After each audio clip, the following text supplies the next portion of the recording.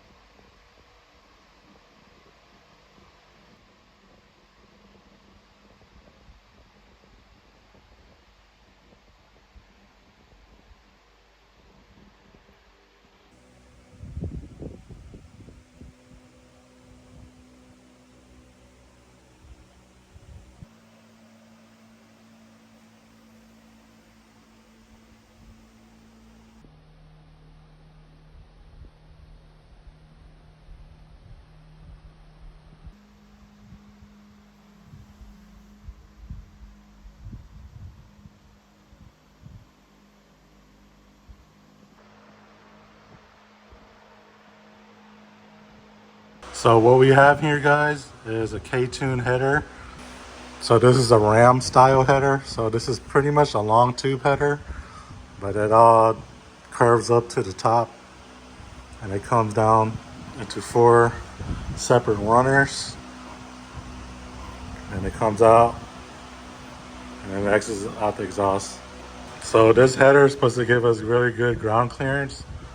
This is made to fit the DA chassis. Originally, I wanted to go with a Skunk 2 Alpha header because there's not too many choices that you could fit into the DA chassis. I really wanted to get the big tube header with a 3-inch collector, but going with the big tube headers, there was a lot of clearance issues with the subframe, which you had to notch out or the runners would hit the subframe. So this header right here is pretty much a tuck style header. It's going to give us a lot of clearance on the bottom, and it should give us a lot of clearance on the top.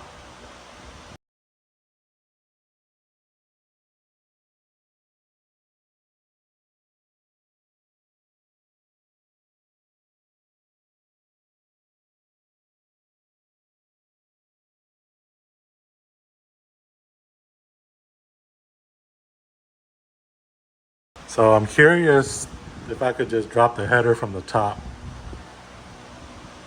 Hopefully we don't have to take it apart. It does come apart. It's spring loaded, so you can install the header top portion first and then put the down pipe on second.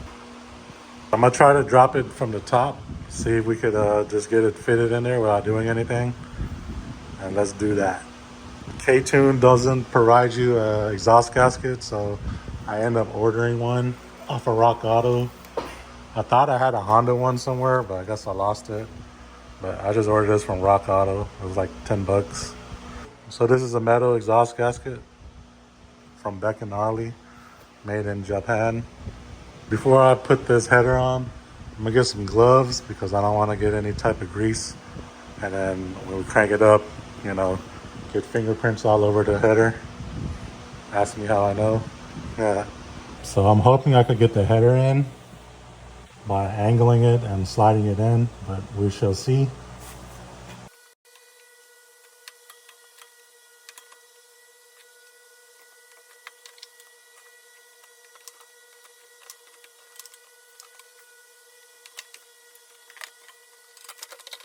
All Alright, that was a fail. I saw somebody put it in from the top, but it was on a different chassis. I guess I'm gonna try it from the bottom then. Hopefully I don't have to take it apart. But we don't have that much room, but I think we can get it done. Let's try it.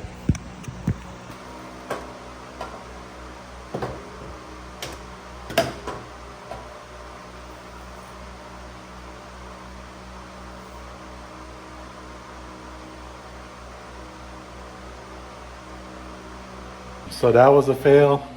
So I guess I'm gonna have to take the header apart, install it from the top and the bottom.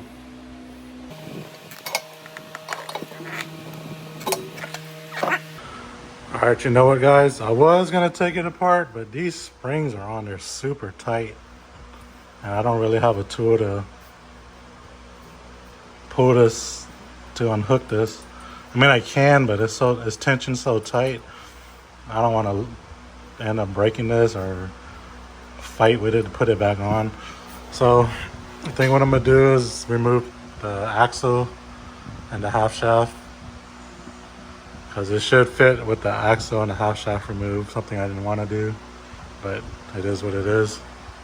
Also, let me go change my glasses out, put my contacts on, because shit sucks working on a car with glasses. I was able to pop the axle off and remove the half shaft. Now we should be able to put the header through.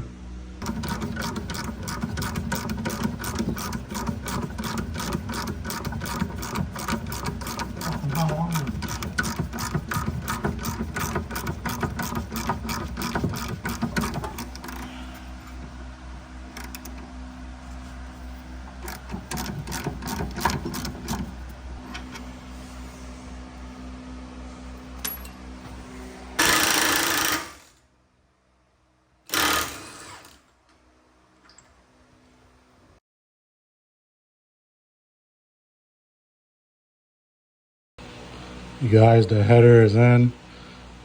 This was a bitch to get in.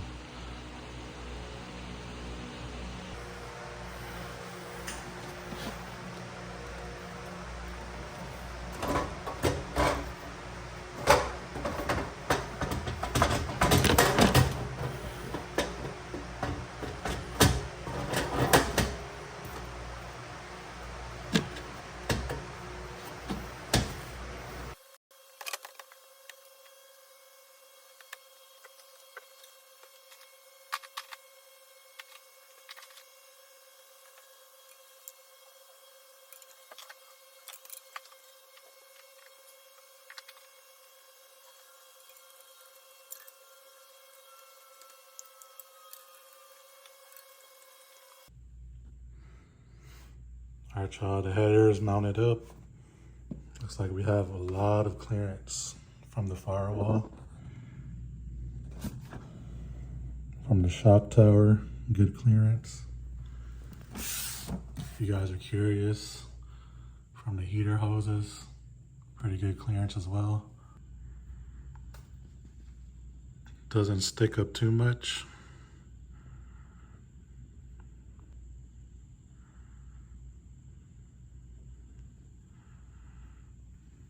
Here's from the driver's side.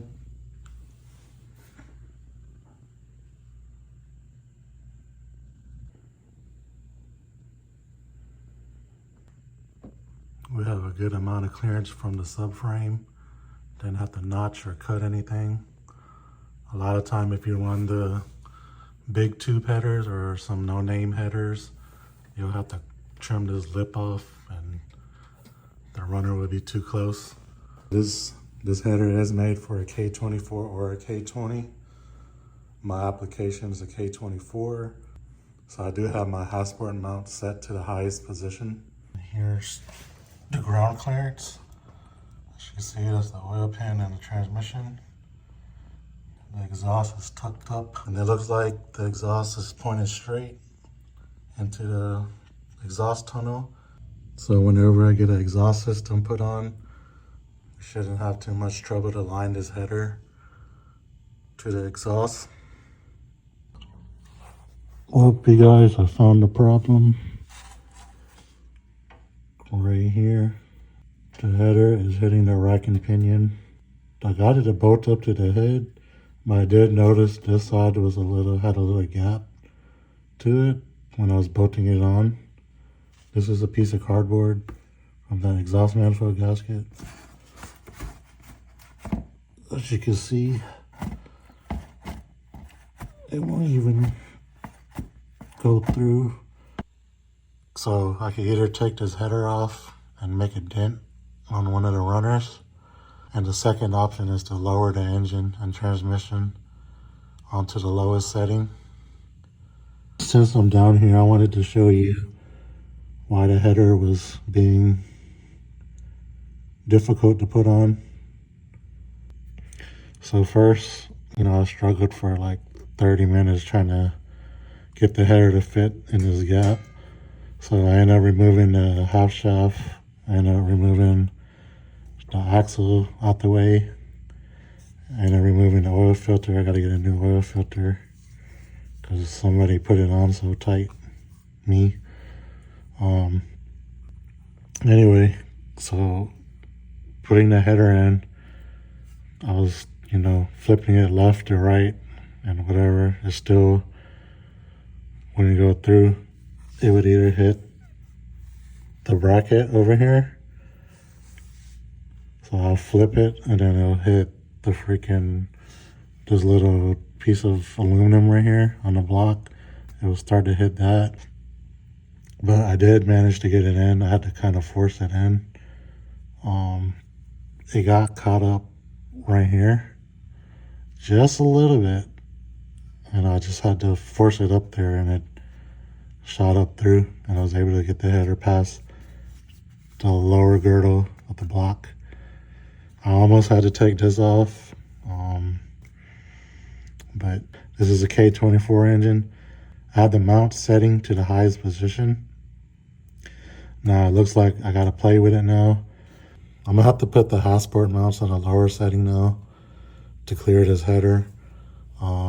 This is the bracket in the back. As you can see, I have this on the top hole. So I'm gonna have to put this on the bottom hole now so that it will lower the engine and transmission so we could clear the freaking rack and pinion. Then on the transmission side, this is a flip bracket. So I'm gonna have to take this bracket off and flip it. And on the driver's side, there's a hole down here. I'm at the, put the bolt down there now. This car has a lot of trial and error doing the K-swap, but that's why I'm recording this for you guys, so you guys don't have to go through what I'm going through. So the plus side to this is, since we're gonna lower the engine and transmission by flipping the mounts, as you can see, we should be able to close the hood with less modification on cutting the skeleton. And the goal for me for this video was to get the header mocked up to see what I need to get done. If you had a K20, you probably won't run into this issue. Man, I really don't feel like lowering the engine, but it is what it is. But this header does look sick. Hopefully it sounds good and make good power. Leave a comment down below. I did end up taking the gloves off because I got frustrated. I started sweating and all that stuff.